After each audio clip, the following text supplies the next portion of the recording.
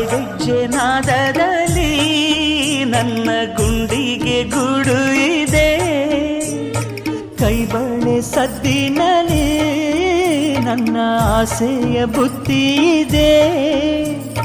ಸಿಂಧೂರ ಬಿಂದಿಗೆಯಲ್ಲಿ ನಾ ಜೀವವ ತುಂಬಿದೆಯಲ್ಲಿ, ನೀನಿಟ್ಟ ಕಾಡಿಗೆಯಲ್ಲಿಯೋ ನಾನೆಟ್ಟೆ ಪ್ರೀತಿಯ ಬಳ್ಳಿ.